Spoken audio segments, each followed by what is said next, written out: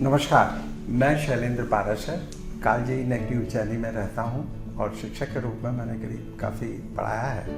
आपका हार्दिक स्वागत और अभिनंदन करता हूं और उन लोगों की तरफ से भी स्वागत करता हूं जिनकी चिकित्सा की सुविधा से उनके जीवन में आपने रोशनी, खुशहाली, समृद्धि और उनको पैरों पर चलकर अपनी जीवन यात्रा के विकास में सहायता की है।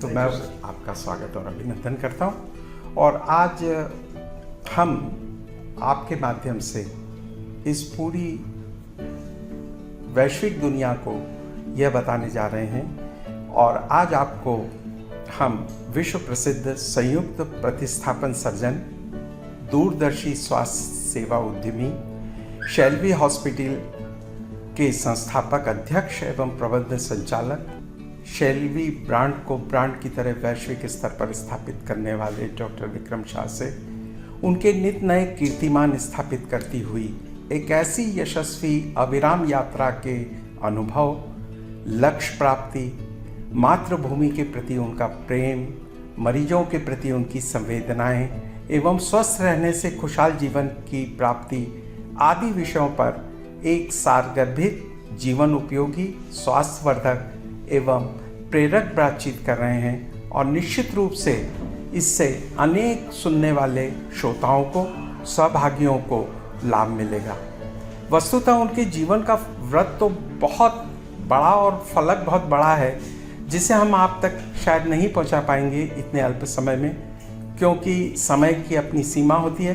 अतः मैं उनके बारे में आपको संक्षिप्त में कुछ अवगत कराना चाहता हूं और ये संक्षिप्त देदीप्यमान अक्षर स्वयं मुखरित होकर उनकी विश्व कीर्ति मानक डॉक्टर विक्रम शाह की मेधावी क्षमता से, उनकी चिकित्सकीय शिक्षा उपलब्धियों और अनुभव से परिचित कराएंगे।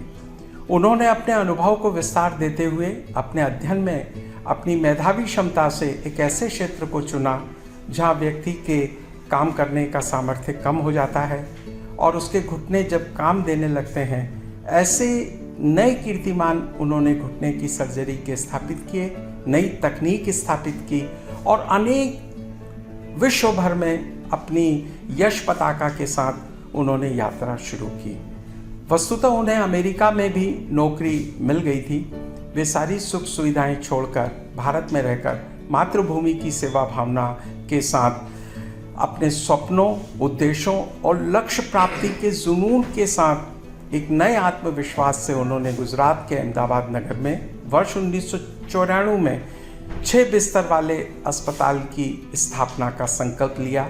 लेकिन उनकी आंखों में पता था कि उनकी विकास की एक अद्भुत यात्रा उनके दृढ़ संकल्पों के साथ उनके आत्मविश्वास में थी और विकास की इस अविराम यात्रा की शुरुआत करते हुए शनि शनि व वैश्विक कीर्तिमान स्थापित करते हुए अपनी स्वर्णिम उपलब्धियां अर्जित करते हुए और प्रकृति के इस अद्भुत संयोग के साथ निरंतर अग्रसर हैं। यह पूरा विश्व जानता है। उनके वीडियो, उनकी उपलब्धियां यह सर्वविदित है। विश्व प्रसिद्ध डॉक्टर विक्रम शाह के सुयोग निर्देशन में देश विदेश में 11 मल्टी स्पेशलिटी हॉस्पिटलों की श्रृंखला मरीजों के उचित इलाज, स्वास्थ्य संरक्षण और जीवन की गुणवत्ता एवं खुशहाल जीवन जीने में सहायक एवं भूमिका का निर्वहन कर रही है। वहीं मानवीय सेवा के प्रकल्पों के साथ वे देश और विदेशों में भी अपनी सेवाओं के विस्तार के साथ मार्गदर्शन, जागरूकता अभियान और अनेक शिविरों का समय समय पर आयोजित कर रहे हैं। अपने पिताश्री की स्मृति में भी उन्होंने एक चैरिटेबल संस्था बना रखी है जिसके माध्यम से वे देश के अंतिम आदमी जो वंचित है, गरीब है या सुविधा विहीन है, उसकी मदद का भी भाव रखते हैं। आइए हम डॉक्टर विक्रम शाह से बातचीत करते हैं। डॉक्टर शाह, आपकी इन उपलब्धियों के साथ हम ये जानना चाहते हैं और आज का युवा जानना चाहता है और बहुत सारे लोग जानना चाहते हैं कि आपने अपने सपनों, उपलब्धियों और लक्ष्य को प्राप्त करने विकास की अविराम यात्रा जो कभी नहीं रुकती है, उससे जीवन को खुशहाल बनाए रखते हुए एक सकारात्मक मानसिकता, आत्मविश्वास और अपने संकल्पों को पूर्ण करने का सामर्थ्य की मन स्थिति कैसे विकसित? सबसे पहले तो नमस्कार सबको मेरी ओर से। अहमदाबाद से शेल्बी हॉस्पिटल से डॉक्टर विक्रम शाह का।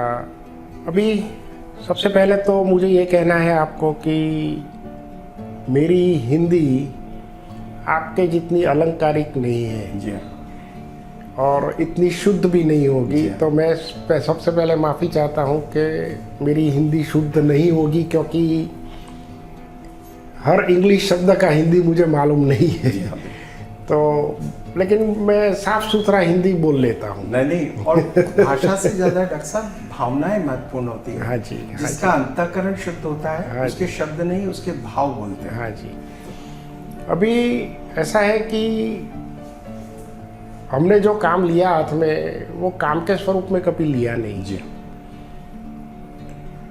अगर काम के हिसाब से कोई भी काम करते हो तो आदमी थक जाता है। जी मैं कभी थकता नहीं हूँ, क्योंकि मुझे ये पसंद है। तो ये काम नहीं है, ये मेरी जिंदगी है। सांस लेते लेते कोई थका है, कोई नहीं थका है। खाना खाते खाते कोई थकता है, कोई नहीं थकता है। तो ये करते हुए मैं नहीं थकता हूँ, क्योंकि मुझे ये पसंद है। मैं ये मानता हूँ कि मेरा जीवन का एक अंतर्गत भाग है। और कभी कभी या मेरे डॉक्टर या मेरे स्टाफ वाले पूछते हैं कि आप संडे को भी आ जाते हो तो आपको घर पे रहना नहीं है। मैंने बोला ऐसा घर पे पसंद नहीं है, ऐसा नहीं है, लेकिन अगर सबको मिलूँ नहीं एक बार तो मुझे अच्छा नहीं लगता। और अगर मैं मिलता हूँ तो वो मरीज़ जिसकी सर्जरी हो चुकी है वो वैसे भी अच्छा होने वाला है, वो जल्दी अच्छा हो जाता है। विश्वास। तो विश्वास। और दूसरा क्या है कि एक हंसता हुआ डॉक्टर का चेहरा मरीज देख ले तो उसका आधा दर्द चला जाता है। बिल्कुल। तो दवाइयाँ का डोज भी कम हो जाता है। तो ये एक मेरा शौक है रादर देन काम। जी हाँ, बिल्कुल। ये मेरा से शौक है। ज्यादा जुनून है आपका। नहीं, जुनून बिल्कुल नहीं है। मैं सुबह 8 बजे निकलता हूँ, 8:30 को, रात को 7:30 को घर चला जाता हूँ। मतलब मैं रात को 11-12 बजे तक काम करता हूँ, ऐसा नहीं है। सुबह 6 बजे निकल के काम करता हूँ, ऐसा नहीं है। मेरा टाइम फिक्स रहता है, तो उसके हिसाब से सब बच्चों का भी टाइम फिक्स रहता है। मैं ये देखता हूँ कि मैं 11-12 घंटे काम करूँ, लेकिन सब 8-9 घंटे काम करते हैं। तो क्या है कि सुबह वाले सुबह आते हैं, शाम वाले शाम को आते हैं। तो सबको जुड़े हुए रखने के लिए उनका कैसे ध्यान रखा जाए वो भी देखते हैं, ताकि क्या है कि मेरी जो भी मंजिल है उसमें लंबे टाइम तक मेरे साथ जुड़े रहे। जी बिल्कुल, बहुत अच्छा बताया आपने।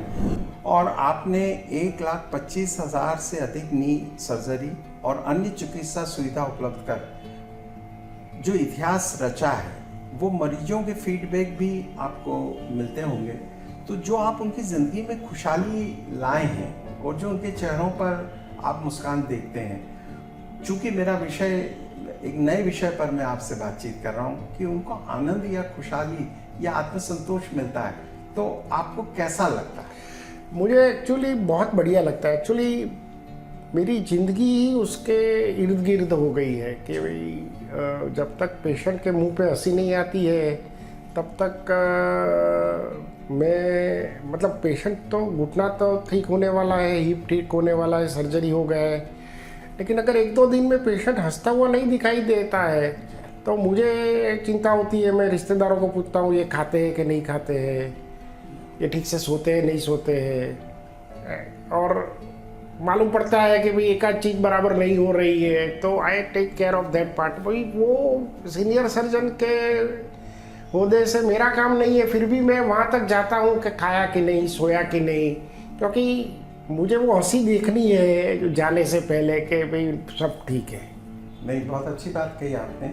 और यही वो सुख दुख की चिंता और उनके चेहरे की मुस्कान के प्रति आपकी जो सचेतता है, वो न केवल आपकी संवेदना को बताती है बल्कि एक योग की चिकित्सक का प्रमाण भी देती है कि जब तक उसका मरीज खुश नहीं हो सकता तो डॉक्टर के चेहरे पर मुस्कान कैसे आ सकती है। और इसी संदर्भ में मैं आपसे ये पूछना चाहूँगा कि आपने शेरवी ब्रांड को अंतर्राष्ट्रीय स्तर पर स्थापित करने का कार्य किया है और इसकी 11 से ज़्यादा शाखाएं और पूरे विश्व भर में लगातार आप सक्रिय हैं। और विश्व में रहकर आपने अमेरिका में नौकरी की शुरुआत की थी और आज आपके इस संकल्प के इतने अच्छे स्वरूप से विश्व के लोग लाभान्वित हो रहे हैं। तो आपके जो सामाजिक सरोकारों के कार्य हैं और किए जा रहे हैं, वे उन्हें स्वस्थ, प्रसन्न और आनंदित बनाने में मरीजों को कितने सहायक हैं और इसमें उनकी जीवन शैली और उनकी ज़िंदगी पर इसका क्या प्रभाव पड़ता है? बहुत बड़ा प्रभाव पड़ता है एक्चुअली। जब भी हिप जॉइंट का प्रॉब्लम होता है या घुटने का प्रॉब्लम होता है या शोल्डर जॉइंट का प्रॉब्लम होता है, तो सबसे पहले तो क्या शुरुआत में पेन होता है तो मेडिकल ट्रीटमेंट लेके चलाते हैं, थोड़ा फिजियोथेरेपी करके चलाते हैं। लेकिन एक स्टेज के बाद डिसेबिलिटी आती है, चलने की मुश्किल होती है, खड़े रहने की मुश्किल होती है, चलने का स्पीड कम हो जाता है, सीढ़ी चढ़ने में पकड़ना पड़ता है, उठने बैठने में सपोर्ट लेना पड़ता है। फिर पेशेंट या व्यक्ति विड्रॉ होना चालू करते हैं, घर में हर चीज़ में से विड्रॉ हो जाते हैं। बाहर जाना है तो बोलेंगे आप चले जाओ, मैं नहीं आती हूँ, मेरी कोई ज़रूरत नहीं है वहाँ, आप वो आओ। अकेलापन। फिर होम बाउंड हो जाते हैं, फिर धीरे धीरे रूम बाउंड हो जाते हैं, फिर बैठे हैं तो बोलेंगे पानी दे दो बेटा। फिर मूवमेंट कम हो जाती है, मूवमेंट कम हो जाती है तो खाना खा नहीं सकते, खाना हजम नहीं कर सकते, एसिडिटी हो जाती है, खाना खा नहीं सकते तो बॉडी वीकनेस आती है, कॉन्स्टिपेशन भी होने लगता है क्योंकि वॉल्यूम कम हो जाता है फूड का। फिर डिप्रेशन चालू हो जाता है। ये जो प्रॉब्लम है घुटने का या हिप का, ये प्रॉब्लम कोई व्यक्ति का नहीं है, पूरे फैमिली का है, क्योंकि पूरा फैमिली अटक जाता है। तो होता ये है कि ये सर्जरी करने के बाद न बल्कि जो पेशेंट है वो ठीक होता है, पूरा फैमिली ठीक होता है। आपने जो बताया कि भाई क्या होता है, तो पूरा फैमिली घूमने जाता है, चार धाम जाता है, पालीताना जी जाता है। दे आर सो हैप्पी कि अभी parents are mobile, parents are able to do whatever they want to, grandchildren के साथ खेल सकते हैं। अच्छा, डिप्रेशन या साइकियाट्रिक मेडिसिन जो चल रही है वो 1-2-4 महीने में बंद हो जाती है, मतलब पूरा खुशहाल हो जाता है। मतलब we are able to remove family disease, not individual problem. ये आपने बहुत अच्छी बात कही। मैं तो समाजशास्त्र का शिक्षक और विद्यार्थी दोनों हूँ, और समाज में व्यक्ति समाज की केंद्रीय इकाई है। तो पहले वो खुद खुश होता है, फिर उसका परिवार खुश होता है, फिर अड़ोस पड़ोस समाज, और फिर पूरा देश और वैश्य। यदि व्यक्ति अपने आप को अशक्त महसूस करता है तो परिवार, समाज और पूरा देश एक व्यक्ति के अशक्त होने से बनता है। और यदि आप एक यूनिट को, एक व्यक्ति को आप खुशहाल बनाते हैं और उसको वापस पैरों पर खड़े, तो आप देश को आत्मनिर्भर बनाने की दिशा में और मजबूत दिशा में ले जाने की ओर अग्रसर है, क्योंकि व्यक्ति ही समाज की केंद्रीय इकाई है। बिल्कुल। वो चाहे कहीं भी रह रहा हो, किसी भी कोने पर रह रहा हो। विश्व विहीन, मनुष्य विहीन समाज नहीं है। तो आप न केवल व्यक्ति को बल्कि पूरे समाज, देश और विश्व को सशक्त बनाने में योगदान दे रहे हैं। इसलिए मैं आपसे एक और प्रश्न पूछना चाहता हूँ कि मनुष्य खुश, प्रसन्नचित्त और आनंद बनाए रखने के लिए अपने स्वास्थ्य की और खासकर नींद की सुरक्षा के लिए कितना सजग और जागरूक कैसे बने, और क्या करे जिससे वो अपने स्तर पर उसे ठीक रख सके? सबसे पहली बात तो यह है कि नी जॉइंट और हिप जॉइंट के जो प्रॉब्लम्स हैं जी, वो दोनों, नी के प्रॉब्लम अलग है, हिप के प्रॉब्लम अलग है। घुटनों के प्रॉब्लम आम बहनों में है और हिप के प्रॉब्लम आम पुरुषों में है। नी के प्रॉब्लम 45-50 के बाद होते हैं। हिप के जो प्रॉब्लम इंडिया में होते हैं वो 30 के बाद और 60 के पहले होते हैं, मतलब यंगर एज ग्रुप में होते हैं, जब आदमी फैमिली को निभा रहा है वही टाइम पे होते हैं। तो दोनों अलग चीज़ है, मैं दोनों अलग बात करूँगा। घुटने का जो प्रॉब्लम है वो लार्जली इंडियन सब कॉन्टिनेंट में जेनेटिक है।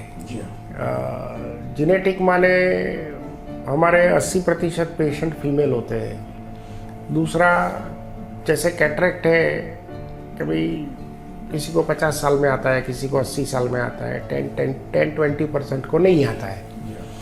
सेम वे घुटने का प्रॉब्लम 10-20% को नहीं आता है, 45-50 से चालू होता है, कई लोगों को 80-90 में होता है, बट लेडीज़ को मोर और लेस होता है। किसको जल्दी होता है या तो किस कैसे डिले करे। तो पूरी बात यह है कि हमारा जो फूड हैबिट है वो गलत है। हमारा फूड हैबिट में लार्जली वी आर वेजिटेरियन, उसमें कोई गलत बात नहीं है, लेकिन अगर वेजिटेरियन हो तो दूध, दही, चीज़, पनीर ठीक से पूर्ति मात्रा में लेना चाहिए, क्योंकि 3 अमाइनो एसिड ऐसे हैं कि जो वेजिटेरियन फूड में है ही नहीं। तो एनिमल प्रोडक्ट फिर वेजिटेरियन के लिए दूध, दही, पनीर है, तो वो पुख्ता मात्रा में लेना चाहिए। दूसरा, हम हर चीज़ जला के खाते हैं।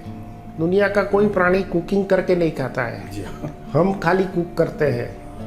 और हम फिर हर चीज़ कुक करते ही खाते हैं, मतलब फ्रूट नहीं खाते हैं, सैलेड नहीं खाते हैं। तो we should eat lot of fruits, lot of vegetables कच्चे, और कुक करके जो फूड खाते हैं वो फूड में कार्बोहाइड्रेट की मात्रा कम रखने का, क्योंकि गेहूँ और चावल वगैरह फुल ऑफ कार्बोहाइड्रेट। तो हमारी जो व्हीट बेली कहते हैं वो बेली भी बन जाती है, डायबिटीज़ भी होता है, and you are not able to have other food more, because अपना कैपेसिटी एक 50 साल में कम हो जाता है। अभी आपने 3 रोटी खा लिया तो फिर सब्जी कहाँ से खाओगे, सलाद कहाँ से खाओगे। तो मैं हमेशा कहता हूँ कि रोटी चावल की कोई ज़रूरत नहीं है, जितना कम हो सके कम खाओ, बाकी का खाओ, क्योंकि आपकी भूख वैसे भी कम हो गई है। तो एक फूड की बात है। दूसरा, एक ज़माने में 100 साल पहले ऐसा था कि हर पुरुष और हर बहन फिजिकली इतना ये देश में काम करते थे कि इतने मजबूत रहते थे। अभी हर चीज़ बटन से चलती है, हर चीज़ बटन से चलती है। किचन में भी मिक्सी आ गए, बाहर निकले स्कूटर है, गाड़ी है। तो फिज़िकल एक्टिविटी कम हो गई। फिज़िकल एक्टिविटी कम हो गई तो बोन का लोडिंग नहीं होता है। बोन का अगर लोडिंग होता है तो बोन की क्वालिटी सुपीरियर रहती है। आपका बॉडी यूज़ होता है फिज़िकली तो आपके मसल ठीक रहते हैं। आप अगर ये सब ठीक से करते हो तो आपका कैलोरी कंजम्पशन अच्छा होता है, तो आप ठीक से खा पी सकते हो। तो ये सब उल्टा साइकिल हो गया है कि हमने सब सगवड़ बसा ली। मतलब मैं ये कहूँगा हंसते हंसते कि जो पालीताना जी चढ़ते हैं ना, या 4 धाम ले जाते हैं, या हिमाचल में जो रहते हैं, वो लोग को घुटना नहीं घिसता है, क्योंकि क्योंकि नहीं होगा। हाँ, उनको नहीं होता है, क्योंकि वो मजबूत होते हैं, वो खाते पीते हैं, मेहनत करते हैं। मैं ये जानना चाहता था कि जो भारतीय सामाजिक सांस्कृतिक हेरिटेज है, उसमें जीवन आनंद को बनाए रखने और उसको अपने शरीर स्वस्थ रहेगा तो मन भी स्वस्थ रहेगा, मन स्वस्थ रहेगा तो तन भी स्वस्थ रहेगा। जैसा खाओगे आप वैसा अच्छा होगा। तो इसमें जो प्राचीन पद्धतियाँ आध्यात्मिक और साधना की बताई गई हैं, जैसे ध्यान है, आसन है, प्राणायाम है, योग है, और भी बहुत सारी शरीर को साधने वाली पद्धतियाँ हैं जो पूर्वज करते थे और वर्षों तक जिंदा रहते थे, और जिन्होंने अपने ज्ञान को, जब आधुनिक इतने संचार साधन नहीं थे, तब शरीर को स्वस्थ रख के चिंतन करके अंतरिक्ष तक के ज्ञान को प्राप्त किया। तो इन पद्धतियों से भी मनुष्य में आपका क्या मत है कि वो अपने शरीर के सामर्थ्य को और अपनी अंतर्निहित क्षमताओं को बढ़ा सकता है? मैं हमेशा कहता हूँ कि pleasure comes from the outside world, Yes. and happiness comes from within. Exactly. Anand You cannot get happiness from outside world. Exactly.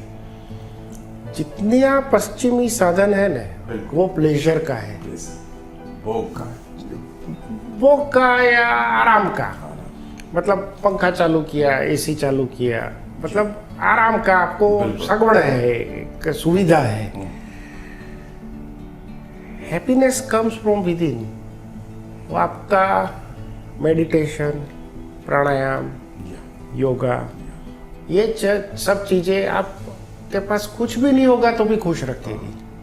Natural. और ये नहीं होगा, हैप्पीनेस नहीं होगा तो कितने भी प्लेजर के साधन है, आदमी दुखी रहेगा, डिप्रेशन में जाएगा और साइकियाट्रिस्ट के पास ट्रीटमेंट कराएगा।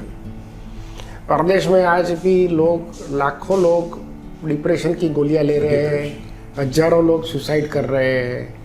अभी अगर दुनिया के सबसे सुखी से देश जो पैसे वाले ही अगर होते तो सुसाइड क्यों होते इतने? तो उनके पास प्लेजर का सब है, हैप्पीनेस का कुछ नहीं है।